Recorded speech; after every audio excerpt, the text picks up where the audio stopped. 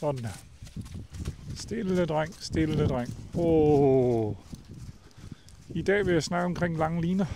Og så har vi lige Safir her.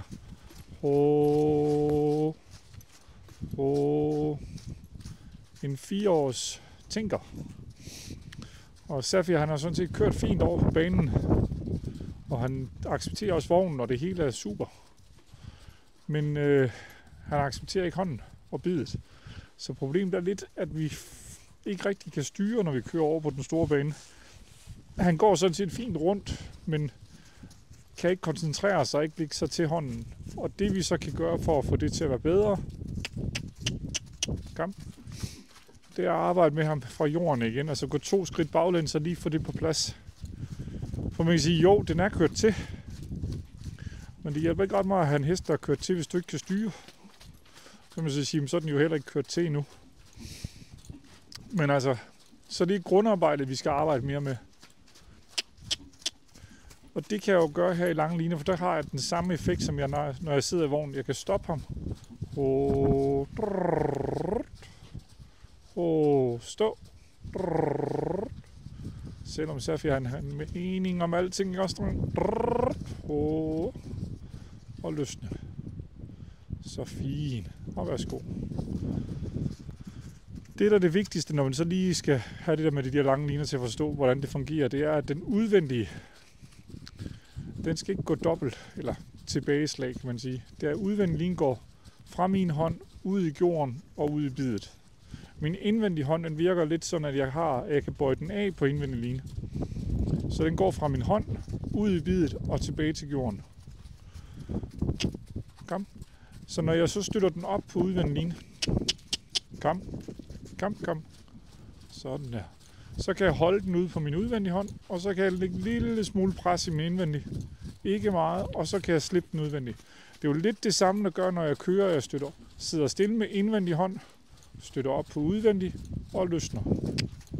Kom. Ja, det er fint, dreng. Så det der... Kom. Lige med ham her. Der er det med, at han skal få stabiliteten i, at han bare skal ligge dernede og give efter. Så når jeg så kommer over i vognen og kører ud på banen, eller det der er hovedmålet med det, det er, at vi skal ud på vej og køre. Det er, at han bare skal acceptere hånden og blive ved mig. Og så kan man sige, skulle vi ikke bare lægge stærkere bid på? Jo, men det er jo ikke bidets styrke, der gør, at den bukker nakken. Det er det der med at acceptere hånden. Den vil jo stadig skyde skulderen og ikke kan styres. Så får vi bare en hest, der ikke accepterer hånden på et stærkt bid. Så kører snibolden, kan man så sige, at det bare går ned ad den forkerte vej. Så få den til at acceptere her på et blødt bid, og finde ud af, hvad den skal, og bukke nakken. Så kan vi begynde at snakke om, at den skal have en større stang på, for sikkerhedens skyld, hvis den ikke vil stoppe. Men det kan han sagtens. Han kan sagtens stoppe. Vi kan bare ikke styre. Dygtig dreng. Kom. Sådan der. Så jeg ligger lige så stille og støtter på min udvendige, lægger pres i min indvendige hånd, og løsner udvendig. Så når jeg giver efter, så kan den få lov til at søge ned på min indvendige line. Det er akkurat det samme gør, når jeg kører. Og så skal jeg jo prøve at stå stille så meget som muligt. Så jeg hele tiden har det samme tryk i hånden, så hesten laver en rund cirkel. Sådan der. Dygtig dreng. Så fint. Indspændingsholderne, der sidder på, det er simpelthen fra en anden hest, jeg lige har haft inde. Så jeg bare fik ikke taget dem af. Ellers der kan man sige, hvis vi starter de helt grønne unge heste op, så vil jeg starte med indspændingsholderne helt løs, så hesten vender sig til bidet. Jeg vil aldrig starte en ung hest i lange liner, fordi den vil ikke vide, hvad den skulle i munden. Sådan, dreng.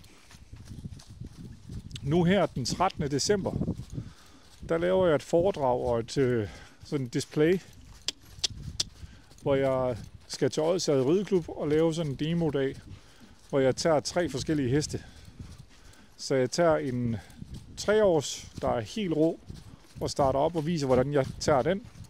Så har jeg en 5-års, der kan noget mere i lange liner. Og så snakker jeg omkring den. Og så har jeg i Hastings min 6-års konkurrencehest, hvor jeg vil køre den og vise, hvordan jeg har brugt mine lange liner til at kunne videreudvikle det til at kunne køre, altså hvor jeg har mine lange liner og overføre det til min kørsel. Hvad kørselen så gør. Så det bliver lidt af det hele. Men det er Odsherred Rideklub den 13. I kan se opslaget inde på Facebook-begivenheden derinde. Dygtig dreng, så fin. Sådan der. Nå, nu skal jeg hellere stoppe videoen, for ellers så bliver den bare for lang, og jeg kan blive ved. Vi mangler stadig at skifte volden og alt muligt. Så stopper jeg den på udvendig hånd. Indvendig er ikke ret kraftig. Den bare lige står imod, så den ikke kommer væk fra mig. Og så brug stemmen og løsner igen. Halv parade. Så fin. Dygtig dreng. Dygtig dreng. Sådan. Kom her. Nå. Men det var Safir. Nej, stille. Og det er mandag i dag, siger han. Og der er sne, så det er farligt det hele. Dygtig dreng. Godt, men tak for i dag.